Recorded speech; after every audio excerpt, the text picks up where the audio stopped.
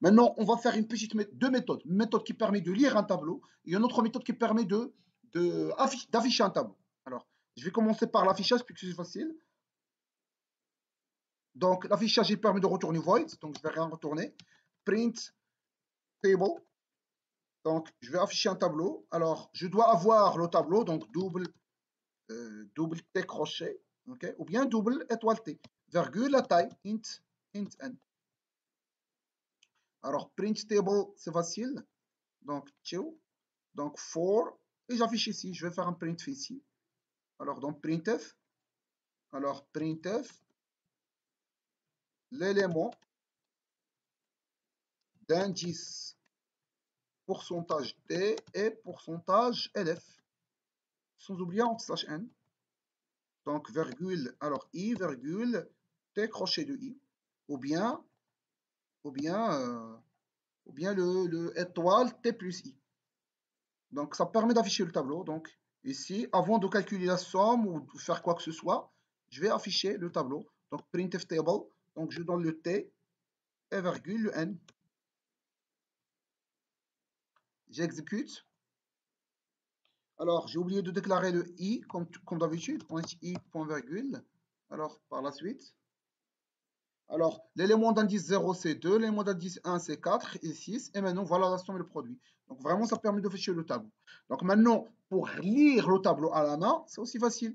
Donc, je vais faire comme ça.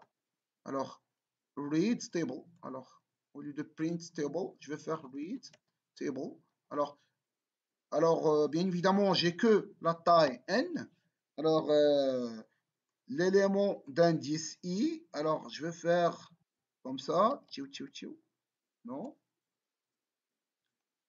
Alors, ton. Alors, je vais faire un scanf.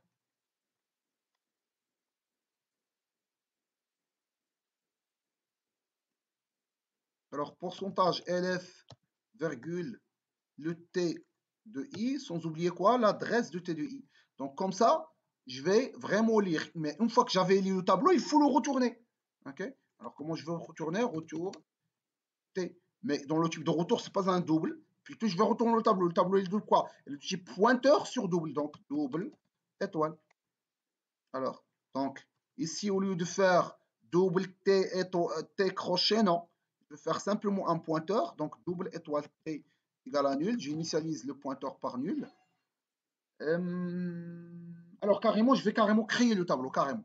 Ça veut dire quoi? Ça veut dire que je vais carrément créer un tableau double. Ah oui, d'ailleurs, il n'y a pas de T ici, vous voyez, c'est une erreur. Je dois déclarer un tableau, donc double étoile T égale à nul. Okay. Par la suite, je dois allouer de la mémoire, donc malloc n étoile size of double. Ça veut dire que je veux réserver de la mémoire pour des doubles. Et par la suite, je peux commencer le traitement. Alors ici, ça c'est notre pointeur, ça s'appelle par exemple tab. Au lieu de non, ici je peux par exemple l'appeler tab. Okay. Juste pour vous dire que vraiment, ce n'est pas nécessaire que les noms de variables soient la même chose. Alors ici, c'est tab. Alors ici, c'est un T, donc double étoile T égale à nul. Alors, print, non, avant, il faut read table. Donc, je dois lire le tableau et par la suite, l'afficher. Donc, read table, je dois fournir le N et stocker le résultat dans le T. Okay, vous voyez, le T, il est là. Je dois stocker le tab. Le T égale. Mais ici, je dois retourner quoi? Le tab. Donc, je stocke le T dans le table. Par la suite, j'affiche le tableau. Par la suite, je calcule la somme et je calcule le produit. Alors, je vais exécuter. Alors, l'élément d'indice 0, par exemple, c'est 3. D'indice 1 et l'autre, c'est 5, par exemple. Donc, l'élément d'indice 0, c'est la méthode affichée. Vous voyez, ça, c'est la méthode affichée. 3, 1, 5, c'est correct. La somme, c'est 9. Donc, 3 plus 8 plus 1. Donc, là, le produit, c'est 15. 5 fois 3 fois 1. Donc, c'est 15. Donc, c'est comme ça que j'arrive à lire un tableau via l'allocation dynamique de n. Par la suite, je remplis un élément par un élément. En fin de compte, je retourne le tableau. Et par la suite, je peux donner comme paramètre, je peux l'injecter dans la variable t. Et en fin de compte, j'affiche le tableau et je fais calculer la somme et le produit. Est-ce que